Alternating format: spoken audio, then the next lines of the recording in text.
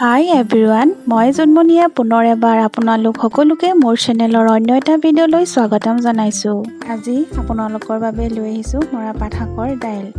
এই গৰম যিহে পৰিছে নহয়, এই গৰম কেইদিনত এই দাইলবিধে আমাৰ শৰীৰটো শীতল কৰি তোলে আৰু গৰম কাটে। এনেকুৱা দিনত মোৰ মায়ে প্ৰায় এইবিধ দাইল বনাই খুৱায়, বইল দাইল। আহকচোন কেনেকৈনো বনালোঁ ভিডিঅ'টোৰ মাজলৈ যাওঁ। ভিডিঅ'টো শেষলৈকে চাব বুলি আশা কৰিলোঁ।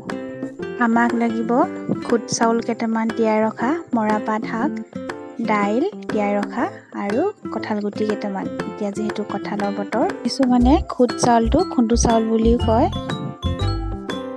আমি তিতা মৰা আগকেইটা ভালদৰে ধুই লৈছোঁ। পানীখিনি নিয়ৰ হোৱাৰ পাছতে আমি শাকখিনি কাটি ল'ম। যদি পানীয়ে পানীয়ে কাটি দিয়া হয়, ইয়াৰ বিজলুৱা অংশটো থাকি যায়। সেয়া আমি পানীখিনি নিয়ৰ হোৱাৰ পাছতহে কাটিব লাগে।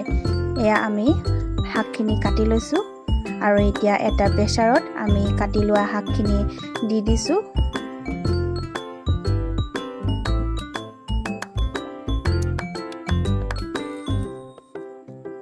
এতিয়া আমি ইয়াত এড কৰিম তিয়াই ৰখা দাইলখিনি, লগত দিম তিয়াই ৰখা খুদ চাউলখিনিও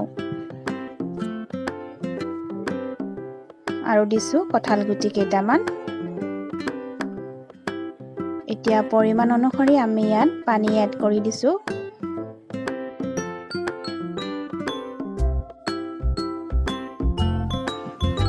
এতিয়া আমি সোৱাদ অনুসৰি নিমখ এড কৰি দিছোঁ আৰু এতিয়া দিছোঁ হালধি এচিকুট। হালধিৰ পৰিমাণটো অলপ কমকৈ দিছোঁ, নিদিলেও ইয়াত কোনো কথা নাই, নিদিলেও ইয়াত এটা সুন্দৰ কালাৰ আহে।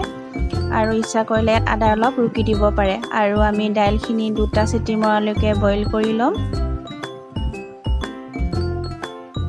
এয়া আমাৰ ৰেডি হৈ গ'ল মৰাপাট শাকৰে বনোৱা বইল দাইল। ইয়াত আছে কঁঠাল গুটি, দাইল আৰু খুদ চাউল। খুব কম সময়ৰ ভিতৰতে আমি মৰাপাটৰ শাকৰ এই ৰেচিপিবিধ বনাই ল'ব পাৰোঁ।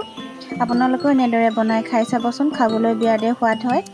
আজি এই ৰেচিপি ভিডিঅ'টো চাই যদি ভাল পায় তেন্তে ভিডিঅ'টো লাইক কমেণ্ট শ্বেয়াৰ কৰিব আৰু যিসকল নতুন তেওঁলোকে মোৰ চেনেলটো ছাবস্ক্ৰাইব কৰি দি কাষতে থকা বেল আইকনটো প্ৰেছ কৰি দিয়ে যেন।